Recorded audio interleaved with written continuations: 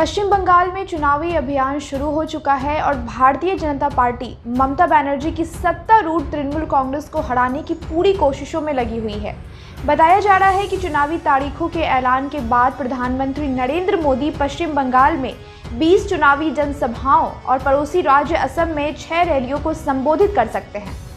सूत्रों का कहना है कि बीजेपी ने इन रैलियों की योजना इस तरह से बनाई है जिससे ये सुनिश्चित हो सके कि प्रधानमंत्री नरेंद्र मोदी अपनी जनसभाओं के जरिए इन 2 चुनावी राज्यों को ज़्यादा से ज़्यादा कवर कर सके।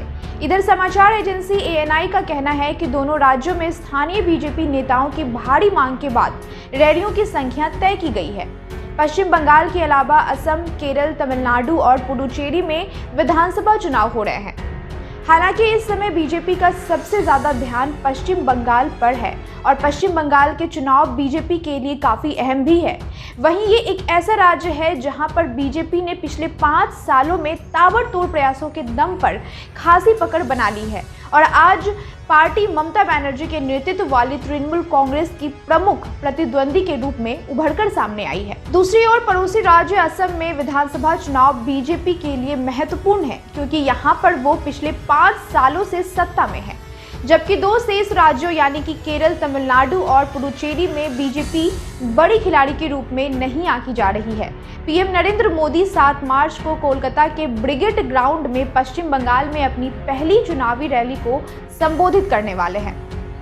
अब खबरों के मुताबिक प्रधानमंत्री नरेंद्र मोदी के अलावा बीजेपी के वरिष्ठ नेता अमित शाह, JP नड्डा, राजनाथ सिंह, मुख्यमंत्री योगी आदित्यनाथ, नितिन गडकरी, मुख्यमंत्री शिवराज सिंह चौहान और स्मृति ईरानी जैसे कई बड़े नेता पश्चिम बंगाल में चुनावी रैलियों को संबोधित करेंगे।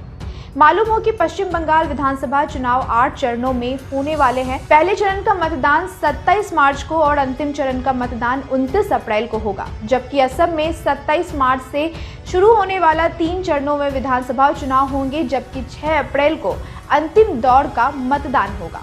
देश के 4 राज्यों और 1 केंद्र शासित प्रदेशों में हुए मतदान की मतगणना 2 मई को होनी है। इधर बंगाल विधानसभा चुनाव से पहले टीएमसी और बीजेपी में आरोप प्रत्यारोप का दौर जारी है। अब टीएमसी ने प्रधानमंत्री नरेंद्र मोदी के कोरोना सर्टिफिकेट को लेकर नया संग्राम छेड़ दिया है। टीएमसी ने कोरोना सर्टिफिकेट में पीएम नरेंद्र मोदी की तस्वीर पर आपत्ति जताई है और चुनाव आयोग से शिकायत करने की बात कही है।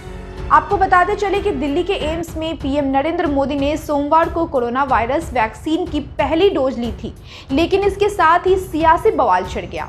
कोरोना वैक्सीन सर्टिफिकेट पर पीएम मोदी की फोटो लगाई गई है, जिसे लेकर विपक्षी पार्टियों ने विरोध किया है और पूरे मामले को बीजेपी का सेल्फ प्रमोशन बताया है। टीएमसी के राज्यसभा सांसद डेरेक ओ ब्रायन ने ट्वीट करके कहा है कि चुनाव तारीखों का ऐलान हो चुका है। पीएम का फोटो कोरोना सर्टिफिकेट में दिया गया है, इसको टीएमसी चुनाव आयोग के समक्ष कड़े तौर पर रखेगी।